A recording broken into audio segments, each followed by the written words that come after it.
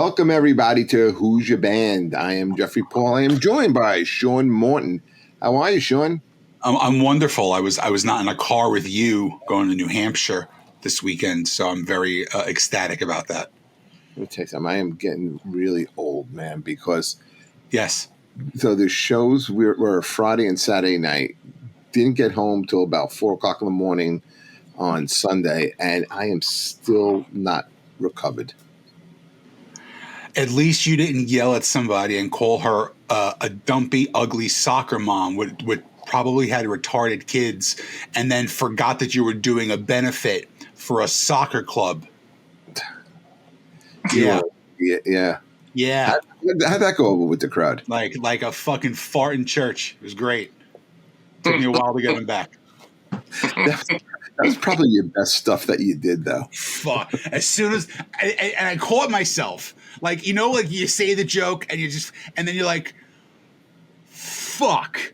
I caught and I just said, look, I know I lost this whole fucking room already. And then they laughed because I acknowledged that I fucked up, you know. That's Whatever. crazy. That's crazy. Don't give a fuck. Well, I'm glad the shows went well for you. I'm glad you're back. And I'm glad, listen, so this is for our audience.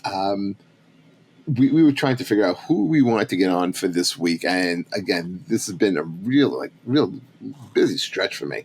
And usually I hit up people to come on the show. And I asked Sean the other day, I was like, hey, Sean, do you think you could find someone to do the podcast this week?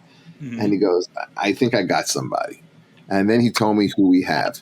And I've been wanting to talk to this guy. We've never met. We've never worked together. Oh, God, you're so lucky. I'm not talking to you, Jeff.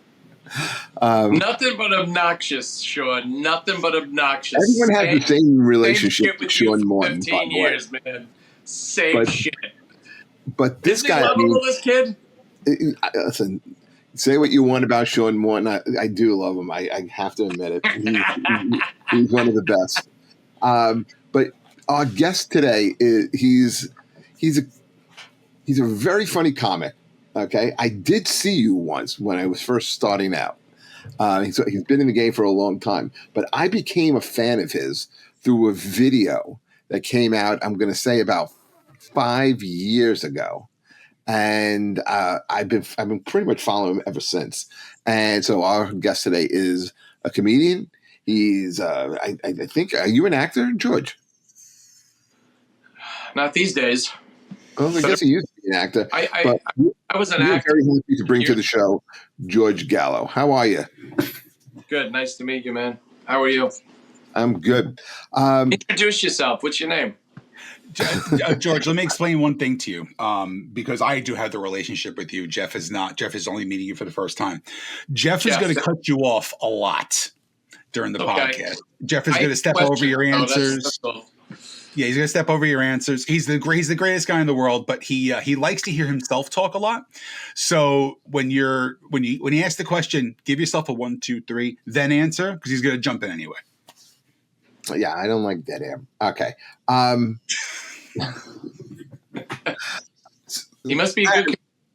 So let's start from where I know George from. Adam, can you roll that clip that we sent over to you?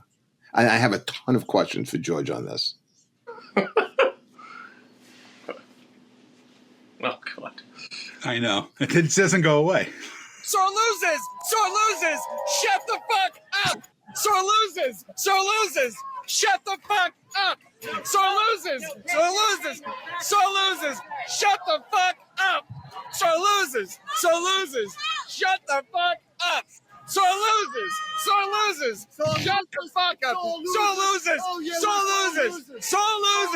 Sore loses! Fair and square, baby! Fair and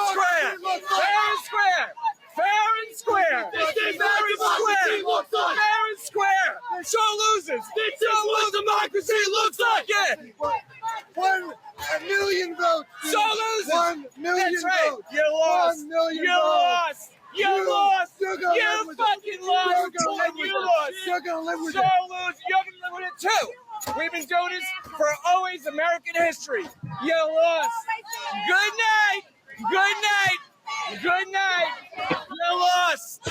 You lost!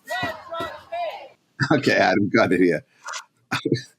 First of all, that was amazing. How viral did that go, George? I went very viral, actually. You nailed it before when you said, "Hey, are you an actor?" Out of the TV deals I've had for acting and the TV shows I've done, so many popular network TV shows, that finally validated me for like putting me on the map and having a fan base. It was crazy shit. It went viral easily. I mean, that page that it's on right now is probably lifted from one of my pages because I don't even put it up anymore. So it's tens of millions of views on that thing. So it's, Where did you go? So where did you go? So it goes viral. Who was asking you on their show? And let's start with that. What shows did you go on? What do you mean, what show? You just posted it on social media, Jeff. No, I know that, but after it goes viral, what television shows put you on? Did they? I'm sure you had to be interviewed by. No. There were no television shows to put me on. Anthony Cumia, who of Opie and Anthony, I mean, he was a podcast. He put me on right after that, and we became very close friends. And I was like, wow, that's how I met Anthony Cumia. We'd be guests at his house. Terry and myself. You remember Terry McNeely? And then I met all the people that I didn't even try to meet. Milo Yiannopoulos. He needed to do a comedy show, so I wanted to put him on a big show in Virginia, and then he ghosted me. And then his people found me on a train during COVID because I used to take the trains back and forth from the city just because I would make videos in the city during COVID. And then he asked me to be on his podcast. So, I mean, there were no TV shows. TV shows weren't interested. Right before that, Jesse Waters had me on his show on Fox. I think now you would be on all these type of shows. Like you would be on, you would have been on a Gutfeld. You probably would have been on Jesse Waters' show. You probably would have been on on the Fox and News Nations. Was there any type of pushback by any groups or any podcasts? Is the comedy community? Well, first off, I wasn't aiming for Fox or Gutfeld, and I started touring the country. I had a manager. Well, hold on a second. So if you're saying you that wasn't the aim, then what was the purpose of the video? Jeff, you're not going to believe it, but I always did stupid stuff like that. And I made a video and I put it on Facebook. And because I really didn't care for it to go anywhere, when I said something was a joke, I'd put it on a platform I didn't care about. So I put it on Facebook, and then I asked my friend. I said, my friend who I know since I'm a little kid, I said, "Hey, Greg, should I put this video up?" He's like, "Yeah, put the fucking thing up." I go, "It's not funny. It's very, very combative, And he goes, "Nah, put it up." And he's reckless himself in a lot of ways, but. I put it up just as, whatever. It's another video because I kept on banging out videos for years. You did a lot of dancing videos. All kinds of silly videos, and I just put that one up. There was a reason for that video actually, because a month and a half before that was a Palestinian in September of 2016. There was a Palestinian protest in front of Facebook, and I heard they were there, and it was a little,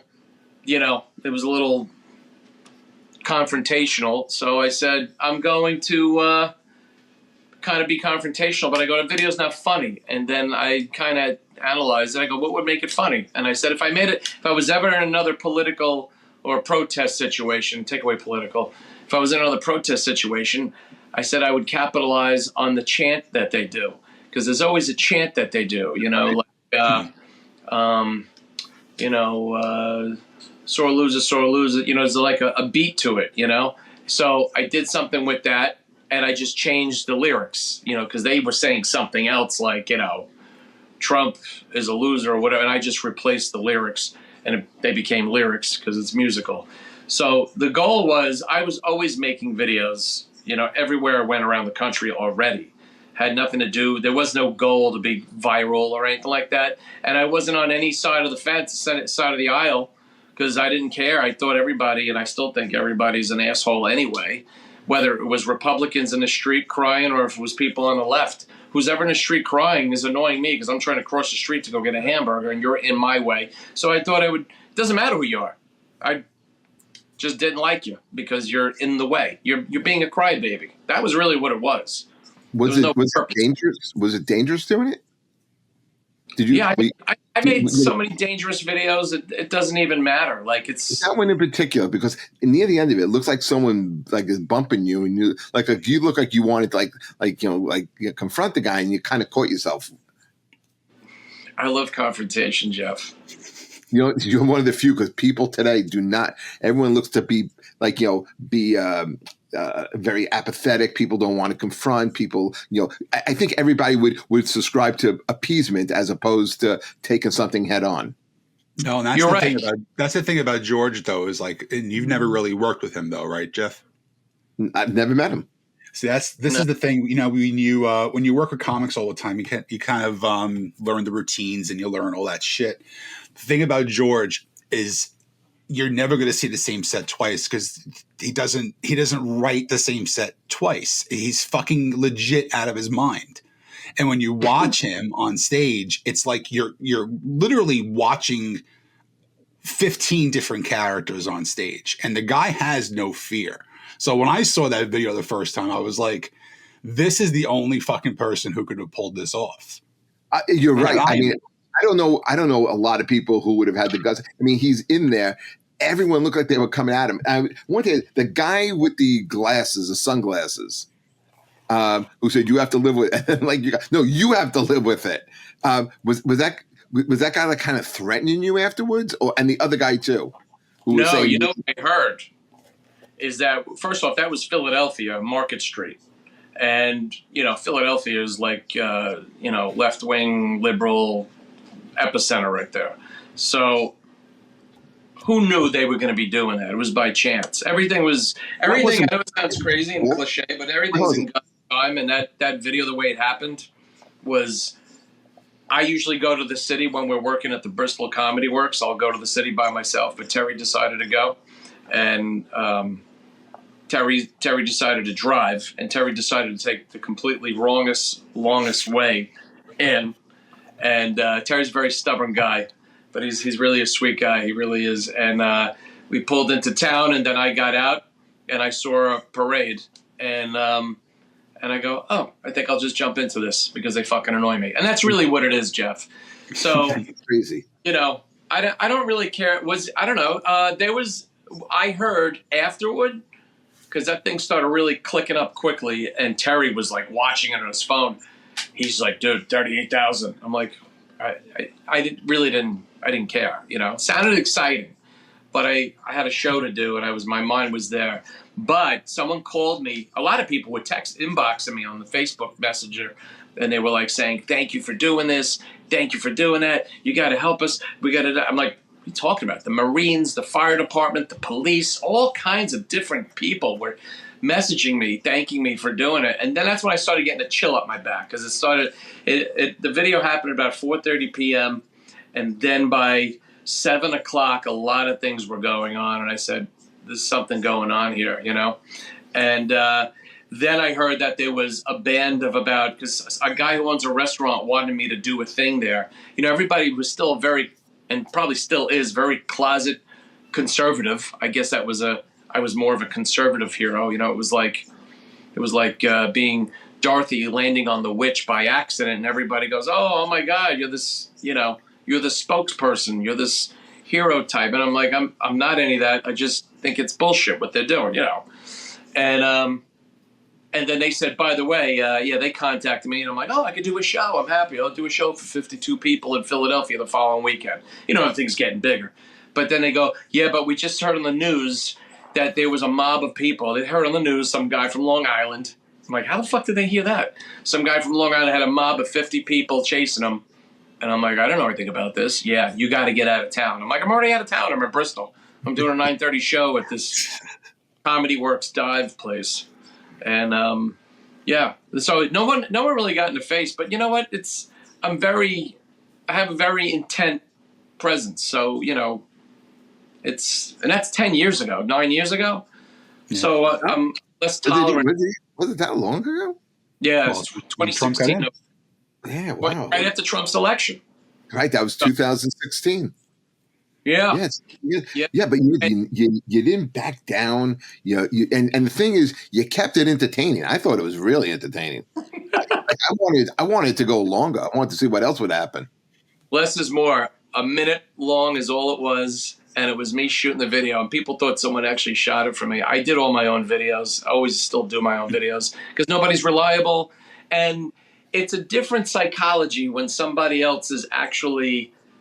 There's a different reaction when there's a camera person and then reaction. It just doesn't work. And back then it was easier. It was more, you can be more invisible with the camera. I'm very good at keeping my camera invisible, but people are more conscious of that now, so they don't want to. They don't want to play into it, and people are more angry these days. And I was just going to ask you, like, what do you think about what's going on today? Do you think these protests, the Tesla protests, the college protests, do you think you could get away with something like that, or do you think there's a real chance that you can get hurt? I'm always Sean. You go into a room, you feel the room, right? Mm-hmm. You can't always do the same material. You can't do the same thing. You can't say the same actual words. Everything happens organically. You should put out a video to some comics for that. What's that? You should put out a video for some comics for that. Can't say the same words, can't do the same act. No, you really can't. You can't. It's because every room is different. It's like playing in New York City. Playing at the comic strip on the East Side, Upper East Side, is different than playing, the cellar. You can't do the same thing. My craziness and wackiness or whatever I decide to do works in one place, but then you got to be more of a monologist, lower energy in a different spot, or stand up New York. It was all different. So you got to feel it. That's really how it is. And all those videos, there was a ton of videos that followed that were, asking questions all over the country, crashing protests. And there was so many protests, I wasn't even trying to crash them. They were just crazy people everywhere, like there are now, But I'm a little bit more confrontational, where I'd rather fight them than really do the video, But well, we can video that. You know what it is? I'm fed up. I'm 56 years old, and I don't want to hear this shit from people anymore. And I have to divert my energy into other stuff. I was chased and all that stuff back then when I was making all those videos, and because they were leaning a certain place, and I kind of enjoyed it because then I'd have to square off and actually fight these people when the camera was off, and I got a laptop and a backpack, some black dudes coming after me, and I'm like, I can't walk all the way back to the 59th Street Bridge from Fifth Avenue with the backpack and this guy's chasing me, so you square off, and he goes, oh, you're a crazy white guy, and then that's it, and he runs away. It's all, Would you say videos like this help your career or hurt your career? I don't, dude, there's no career because I'm doing this 32 years, and it's a career in retrospect, but the videos are just passing through, we always have to reinvent ourselves as comedians. And that was a point in time where I was accidentally reinvented, and then I created a niche for myself. And then I walked away from it because what am I going to do? I'm going to stay on the political bandwagon forever, and I'm going to be the Trump guy. It's like, there's more to life than that. So I'd rather take the dip. When you're doing this 30 years, you go through, it's like seasons. You go through different seasons constantly. And if I cling to it, the thing is doing comedy, what's the value in it? What's the monetary compensation? And that's what success is. And I guess, what is a career? A career, what defines a career? Highs, lows, sustainability. And what sustainability is? Money. And we need cash flow and money to continue doing what we love to do. And I've been doing this for 32 years, and I've had many risks. I've taken many risks. I've had many highs, many gains, and many losses. It's a challenge on your relationships. It's a challenge on your pocket, your standard quality of life. This stuff was especially a risk because, you walk into a place and they see a video and they go, oh, heard you were having a fight with some liberals and you can't work here anymore. Right before that video happened, I got fired. Did that happen to you though, George? Were there rooms that you were working and they said after that, you're not our guy anymore? Because I know a lot of comics who, because of the vaccine, weren't working certain rooms, and then guys that we all know don't really work the city as much anymore because of their political stance. But that's okay, because the city doesn't matter anymore. See, here's the thing. People are not realizing, comedians especially, they don't realize that if you want to be a successful stand-up comedian, stand-up comedy is secondary to what you accomplish to get there. It's secondary to, you have to be an internet sensation. I toured with an internet sensation who didn't even know really how to do good stand-up, but he knew how to talk like a woman in the South, and he had 2 million followers, and that kept me busy for 6 months.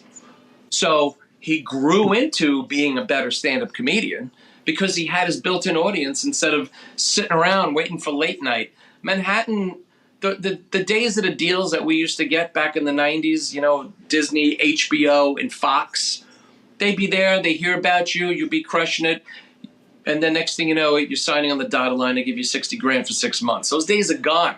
You have to pave your own way. And every comedian I know just bangs their head against the wall and does the same shit over and over again. It's a dead, dying art that's not respected. It's unless you're Louis C.K. or Sebastian or whoever. You got to backdoor it the other way. They just did a Holiday Inn in Scranton this past weekend.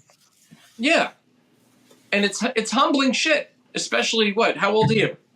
Me, am I old enough? All right, I really can't see because I need glasses, but you know what? You're probably over 40, and Sean, you're probably Sorry. I don't know. I can't see. My eyes are blurry. Yeah, just a smooth over 40. You're right. And the thing is, what are you going to do? You're going to do the same thing over and over again? I mean, I got a friend who runs all over the country for $50, $300. Again, his name Terry McNeely? He's got a list of dates of $200, $50 dates that long. And you know what it means? It means nothing. It means nothing. It means nothing. Because all it is, are you chasing a career? Are you pursuing and being an entrepreneur in this? Or are you just sustaining a party life? What's it going to be? Are you creating? Do you want to create? If you've got the time, or you live in America, first off, so you can do anything you want here. And I did everything I wanted to do. I made all the videos. I did videos at car crashes, car accidents, talking to people after a car accident. I was so creative. And again, it's funny. It was great. It was risky. But bottom line for me is, what am I going to do? I'm going to live like a pig, being a fucking mediocre comedian for whoever. If I'm not making more than $200,000 a year, what's the purpose? I mean, really, what am I going to do? I'm going to be what? Walking into the supermarket, drop my coins off to get $20 out of it because this guy in the South didn't pay me. He paid me in a check and it needs 2 weeks to clear. It's terrible. You need money to make money. And this is a business. That's what this is. It's not even a dream. It's money. And when you want to make money, you're serious because your time is valuable. This is big shit. And people just think it's, I'm going to be, fucking whatever, some wacky 80s comedian. That's been in my head for years. I'm going to go pursue it, even though I still don't know how to memorize my material. I think there's a lot of comics that do it they like being around the scene, and their identity is their struggle to make it.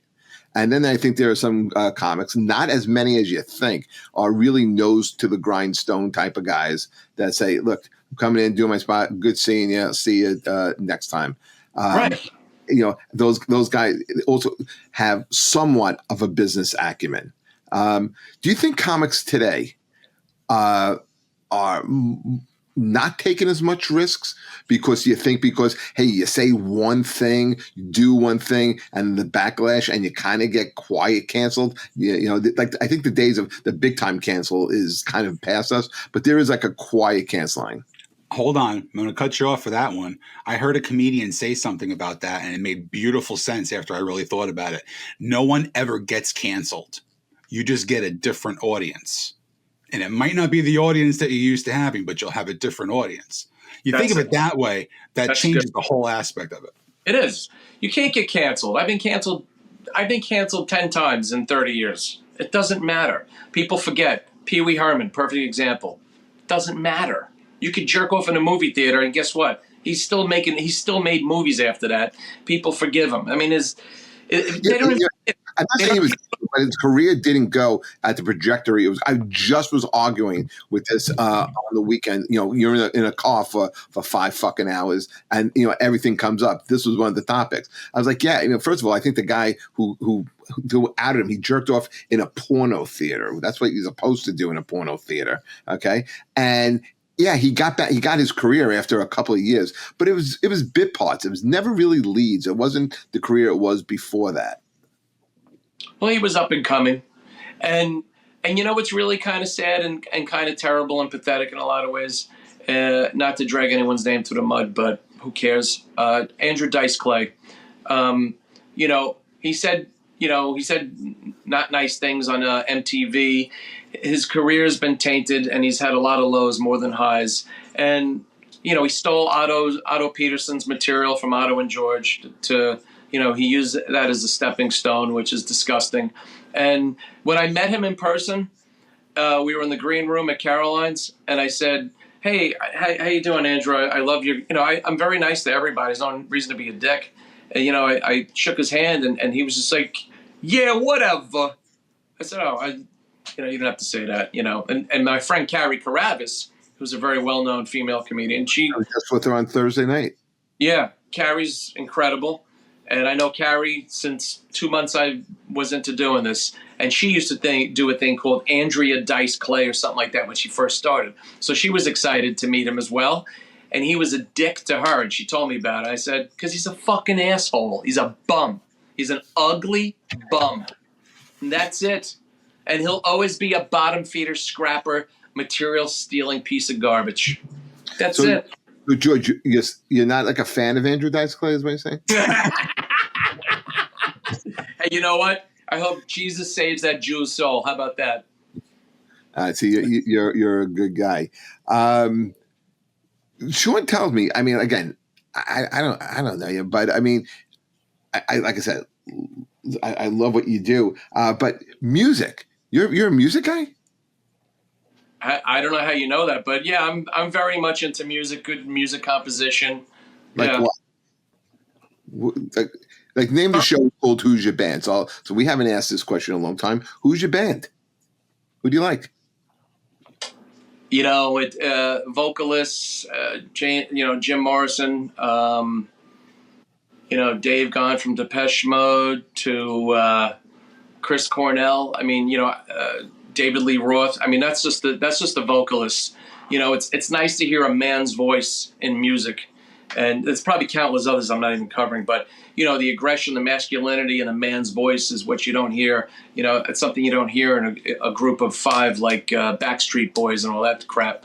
It's nice to hear masculinity, not just some effeminate male like they have in music today. And then don't forget about the producers. I mean, producers. Like everything from Brian Eno to, Alan Parsons. Alan Parsons was an engineer. Yeah, Dark Side of the Moon. I mean, he was tremendous. He was big. I mean, in the fact that like people like Eno and people like Parsons, they establish a sound and they're in the background. They're the backdrop. That's all they are. So people think. And Flood, who did like. He did Violator from Depeche Mode in 19... Are you a big Depeche Mode guy? Because it's the second time you brought him up. I love Depeche Mode. I love all their older stuff. I just saw Kraftwerk in Philadelphia a couple of weeks ago.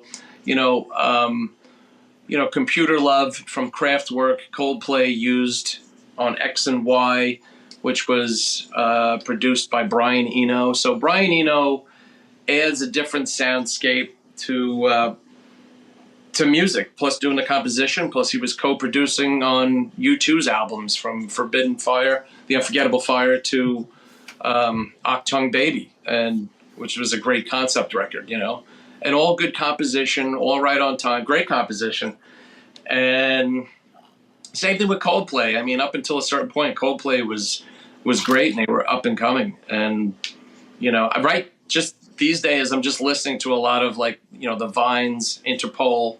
Interpol's another band. First 3 records, awesome, great composition, crazy, changes going on. But then it all changed. When they lost a band member and wherever he decided to quit, and then they kind of fizzled out a little bit. The producer for AC/DC on Back in Black, what's his name? He was married to Shania Twain. That was Mutt Lange. Mutt Lange, and my favorite producer. He's awesome. Yeah. So I love music. A hard guy to work with is the reputation, though. What's that? Hard guy to work with. There's a very famous story about how the Cars worked with him, and he was just like, he put out great records, but he could record the same song, for 6 weeks. He's the $1 million guy. He could do it.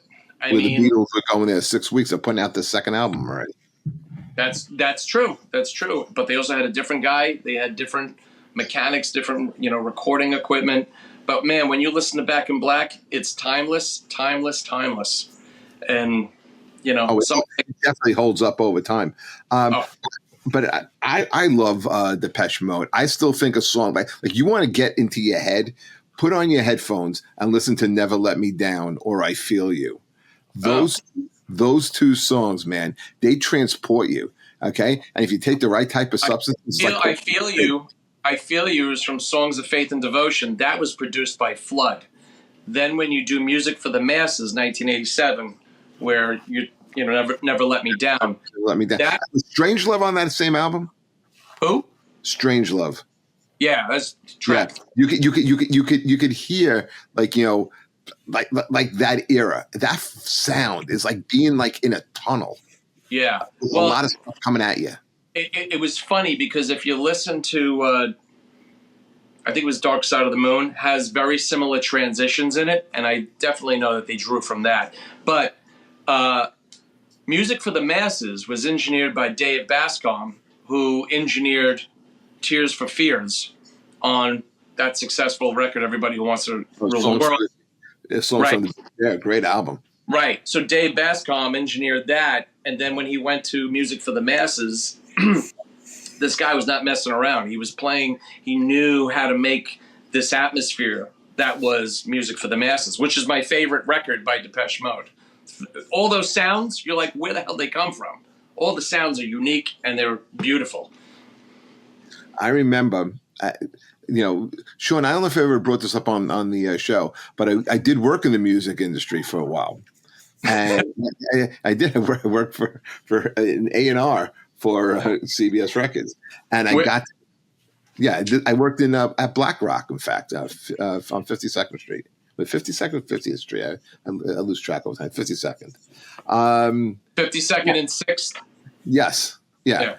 And then what I would do sometimes, I would have to go down to to Rockefeller Plaza, where, the CBS building. I'd go and I would have to pay or meet up with some of the musicians that would play on Letterman or Saturday Night Live because they played on a lot. They were session musicians on a lot of records that CBS was putting out. Yeah. But I did get to see. I saw them working on Strange Love. I remember being in the studio for that. And just like hearing them play around with the sound, it was like something I had never experienced before. What do you mean? They were guests on the?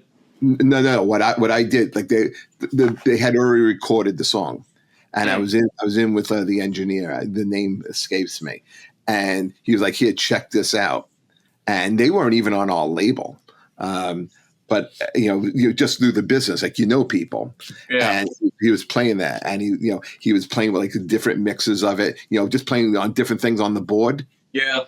Levels and everything, and repeats and everything. It was really, really cool. I thought Strange Love had such a huge crossover appeal. It was new wave, it was alternative, but it was also dance. That was it. That made them in the States. That record brought them over here, and by the time June of '88 happened, and they closed the Rose Bowl, that was it.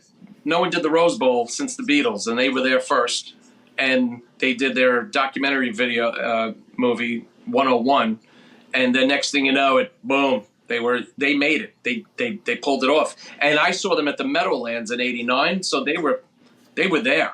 That was it. And The Cure was big. All kinds of Cure is all the great. bands. Best, I love The Cure. I still think the best album. What's the name of it? The one with Fascination. Disintegration. Oh my God. Oh my God. What an amazing record that is. It was a beautiful record, and that was the same year as that they were playing the Meadowlands also. I saw that. That tour I went to. Yep. Who opened on that tour? There's some. Wasn't it? I forgot. No. Love and Rockets? I think you're right. Who said Love and Rockets? Good memory, Sean. Yeah. Sean, I think that same year was Bowie came out with the Glass Spider tour. And that tour, the opening act was Squeeze and Lisa and Cult Jam. That's a weird combo. That's right. So that stands up. But I remember the Disintegration tour was great. The tour before it, I saw The Cure. They played Madison Square Garden. That was the Kiss. The record. They sounded just like the record Disintegration when they did that. Oh, it was they opened amazing. up with A View. Yeah, but I think the most haunting song on that album is "Prayers for Rain." Yeah, I don't know. I into that record so much though. You know, I have it on vinyl. I think is it hanging up? No, it's not hanging up here. I have a lot of records hanging up in the house. Yeah, no, that was such a peaceful record though. You know, there was a lot of neat, and it kept you engaged. Well, it was peaceful, but again, it was also very, very heady. It was also very personal to Robert Smith. Lullaby is on that, and Love Song. And Love Song was a song that he wrote for his girl who ends up becoming his wife. But I love songs that take you someplace, you know. And then after you take off your headphones, you're like, "Holy shit, that was an adventure." It was. I wish you heard a song that would take you to the Driscoll Bridge. That's the only place I wish it would take you to. George, do not encourage him. I got it because he's nuts. Such an idiot. Look at him. So listen, I want to ask George a question. Now, I know George likes the Cult, right? And you mentioned Jim Morrison before. Did you get to see Ian Astbury sing for the Doors? No, I heard about it. I took my daughter 2 years ago to see them at in I think it was Seaport a couple of years ago. He was so cool. He really was. He was just cool. He was just like one of us. He was just like say, y'all need to shut the fuck up. You know, he was just, yeah. But Ian Astbury picked as the Jim Morrison replacement for the new Doors was spot on. That's Great. why I love Ian Astbury. Ian Astbury had the voice that wasn't derivative. It wasn't derivative. When all that grunge shit came out, and I'm still listening to, Chris Cornell and STP. I'm deep diving on STP these days. But, like that Hootie and the Blowfish shit, like they were trying to do. That's my country. Yeah, and Creed and all that. Like, it's just like, stop it already. Just stop it. It's just like, it's so yucky. It's not even like I know what they were trying to do. They were trying. George, let me stop you. Do you want to go that hard? Do you really want to commit to a term like yucky? I mean, do you want to maybe walk that back? I mean, that's kind of really that's rough. That's some language. You know what's fucked up? I know exactly what you're talking about, George, with that kind of genre, because when I was in my band, was in that time period too, and my natural singing voice is Scott Stapp from Creed's tone. So I purposely changed the way that I was singing, so I wasn't singing naturally because I didn't want to sound like Scott Stapp. Fucking Sean, if I saw you singing like Creed and doing all that shit, I would take a crossbow and shoot you in the neck. I couldn't take it. I would go to jail for that. We used to cover "What's This Life For" by Creed. Up there, you wide open, eyes open. Oh, fuck you! It's a shame. But who's really talented in that band was that guy Scott, the other guy. The guitar player. What's his name? The guitar player is insane. He is Mark Tremonti. Yeah, I don't use the word loosely, but he is he's a talented guy. He could play. He writes the lyrics. He does Frank Sinatra. I saw him at the Paramount this past Christmas. Oh, did you? Yeah, he's really something else. That guy. Yeah, you know? he's good. He's really something else. But like I said, I've been deep diving on the STP stuff and checking out, interviews just 2 days ago with, one of the DeLeo brothers who played the bass for STP. Oh, that's yeah, I was trying to ascertain if these guys were bullshit, you know what I mean? And they were jumping on the bandwagon or not. And you know what? They really weren't. They're all great musicians. They were all wearing grunge, and they didn't have that same Creed sound, because when their records, as they got older, they changed the sound. Like songs like "Big Bang Baby" had a very Beatles song. Lady, what was that song? It's a show. Oh, Show. Yeah, that's very Beatles. Songs from the Vatican, Tiny Music. Yeah, that's a great album, man. That was a nice record. That when I got that record in '96, I listened to it and I said, "This is such a departure." And you could really hear Scott Weiland's voice, and you're like, "He's got a real." And now I started really going back to the first two records. That Brendan O'Brien, great producer. I mean, awesome. Like the guy, he made all three of those instrumentalists pop. And then the vocalist, of course. But anyway, Tiny Music. Did Brendan O'Brien produce that? I think he did the first two. Yeah. The guy, phenomenal. He really is amazing. That was done in Atlanta. And the two brothers, they're from New Jersey. Yep. And they auditioned Scott Weiland, who's he's a California native. I think he's from San Jose originally. But he wasn't like a derivative. Only on that song "Creep." No, he wasn't. They had songs that sounded grunge, but anyway, when you get to Tiny Music, songs from the Vatican gift shop or whatever it's called, you listen to that and you're like, wow, this. They really did something, and you feel it. And just the way they would play, the way they feathered the drums and the guitar, there's just so much finesse on every instrument. Everybody on there is solid, and I don't think that record got the notoriety it deserved. And then we punched back with 4 in, was it 99? I think it was 99. 99. Little bit of a noisy record, but I like it though. But I loved it. Atlanta and, Church on Tuesday, all that stuff is just, and his voice, he just knows how to have that vocal swim smoothly in everything, and you feel the sensitivity in the voice. What's that? He was a professional singer. He was very good. He wasn't a lead man. He was cool as fuck on stage, but he was a great singer as well. He was very good. You know who I got to kick? And plus, he was a wild man. He was just a crazy bastard. Do you remember the second record? And I think it was, is that Purple? Is that what it's called? Purple's the second record, yeah. Right. And at the end is that hidden track. Mm-hmm. And they had some vocalist that goes, the second album.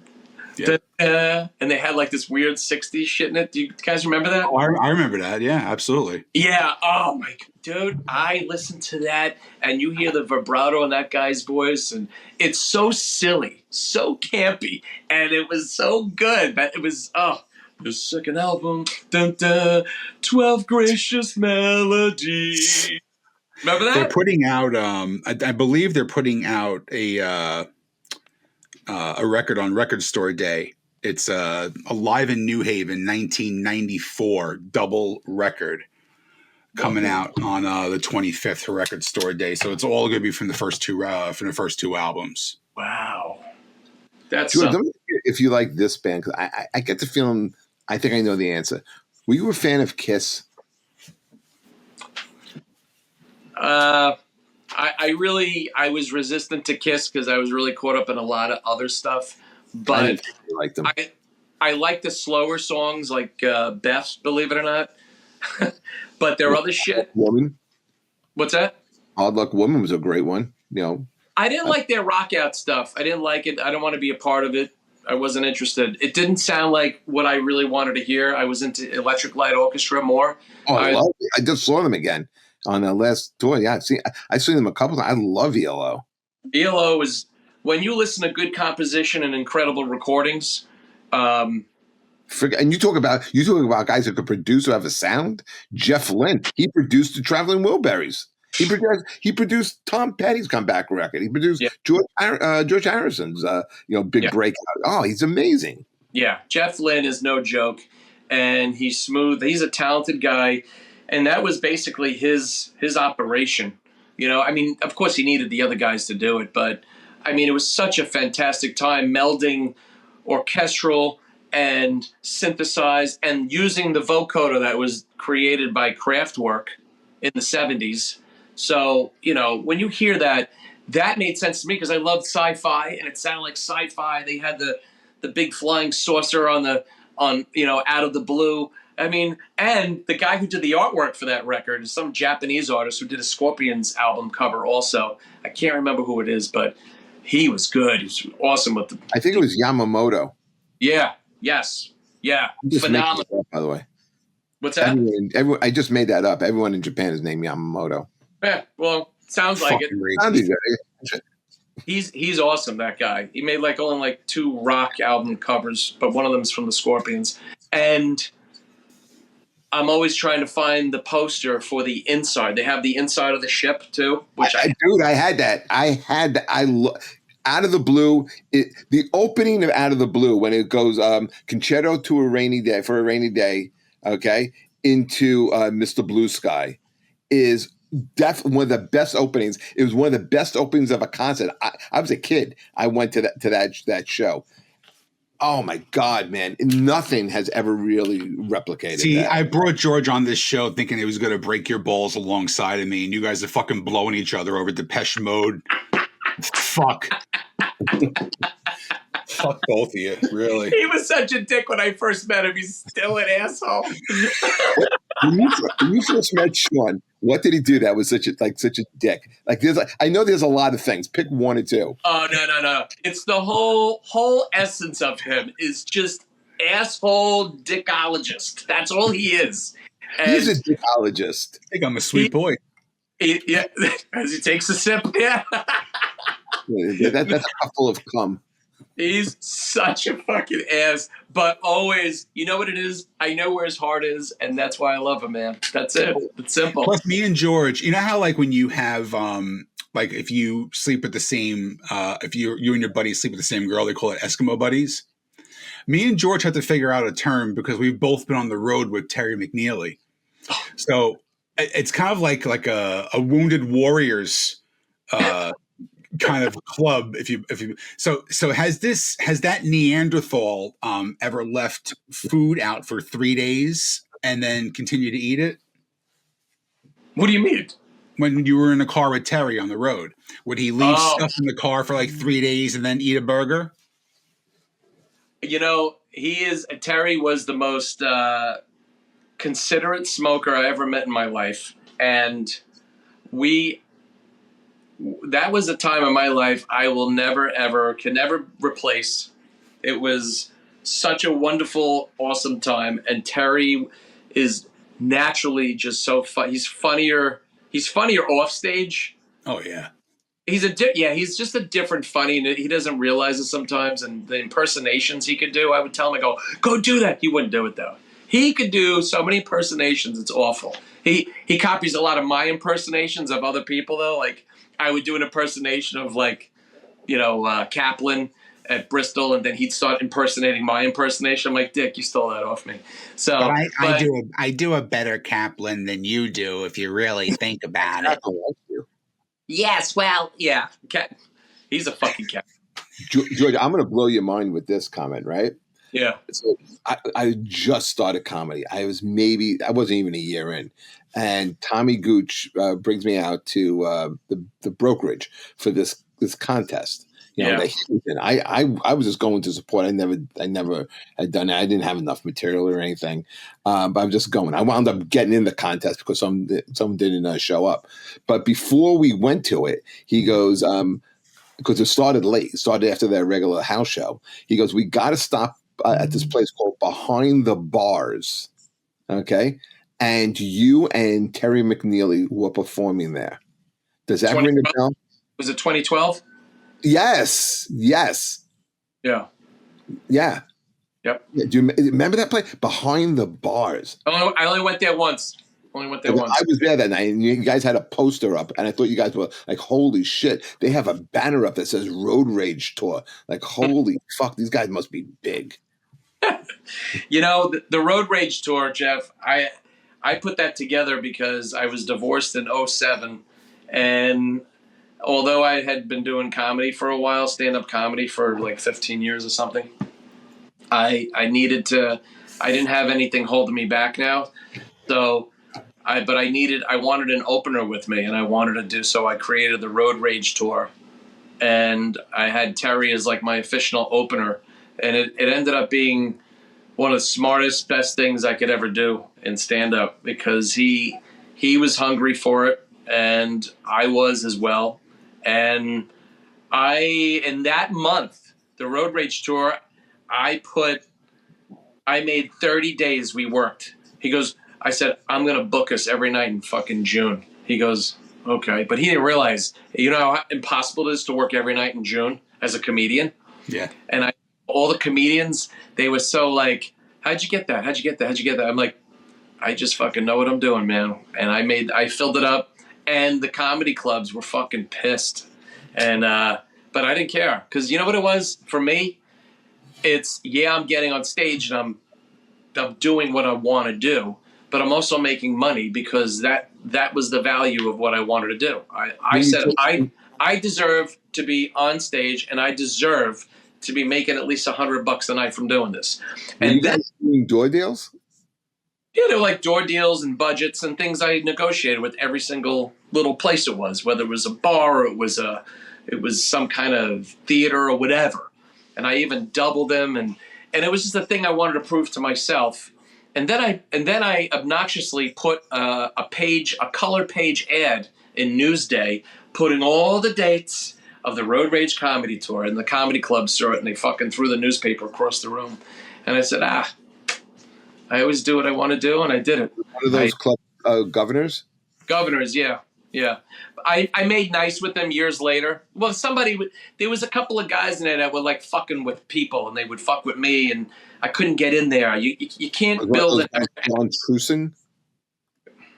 Bingo. Always a problem. It was a problem for a long time. A long time he was a problem. And, he always made you feel so insignificant. I'm not talking shit. If he was in the room right now, I would say it to him. And he was like, Gallo, you're self-destructive. I'm like, no, I'm not. I wasn't self-destructive. I had a thing I wanted to do, and I had to do it.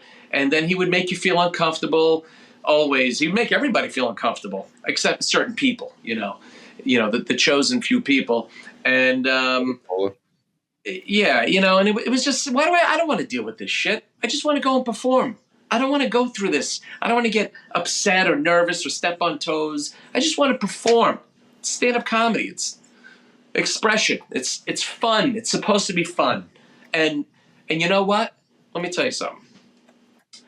He fucking was the gatekeeper for fucking all throughout the 2000s. And then when I got divorced in 2007, somebody invited me to Gotham Comedy Club, the big one. And they said, hey, it was Ray Allen. Ray Allen had like a video show thing. It was me, Ray was interviewing Fran Drescher, and then they were showing my videos on the big screen. And Truson, in between ownership at Governor's, got fired. And because whatever, they let him go, they don't like him or whatever. And then the new regime came in now, and they kept him. But he got fired, and he was collecting tickets at the door at Gotham. And I was all decked out in a hot suit, and then he was there taking tickets, it took me everything to go, hey John, how are you? I was so nice. And I could have been a fucking rotten prick, but I don't have to do that, because I won right there. And then I won after that. He saw you walk in. You never have to fucking hate somebody's guts, because if you really want vengeance, you just got to keep your mouth shut. And you win. As long as you know you're going to win, the big picture is the big picture. And bye-bye. And I never said another word to him again. He broke my balls a little bit after that, but Next thing you know, I got millions of views on the internet. Hey, Dick, sucks to suck. So That's a good place to kind of end this interview, man. I mean, we are just at our mark. This one great, man. George, I can't thank you enough for coming on. I guess this time flew. Yeah, a lot of fun. Sean, shut the fuck up. No, Sean did a good job tonight. He was very good. I got a good guest. I told you I would take care of you tonight. Yeah. Hey, thanks for making me wonder if this was like real or not, because I'm like, where's this fucking link? Oh no, we wait to the last possible minute. Yeah, we do. And then we don't post the shows. Yeah. Adam, how many shows? Cool. Oh, good. How many shows do we have in the can right now? 4. What are you gonna do? Hey, look, We're just gonna wait for an even dozen. Okay. Dude, I got videos in the can that should have been released that probably would have gotten millions of views, and I haven't even put, and they're relevant. They're so relevant, and they were good, but I'm just honestly I'm so busy, and I'm also like, is it worth it? You know what I mean? You know. Our guy Adam is a very busy guy. He does a lot of lighting for gay porn videos. So, but once he's done with that, he promises he's going to release this stuff. Jeff, you're a fucking rip. And Sean, no, it's called a hack. It's called a fucking hack, is what it's called. It's not called a rip. You know how vicious? You see how fucking vicious he is? He's just wrong. Did this shit 5 fucking years. Hey, Sean, you still married or what? What's going on? Yes, and I'm also headlining Governors. Cool. It's April 10th. April 10th. Oh, which one? What room? Brokerage. Oh, cool. Who you with? Carla and Kathy put a show together.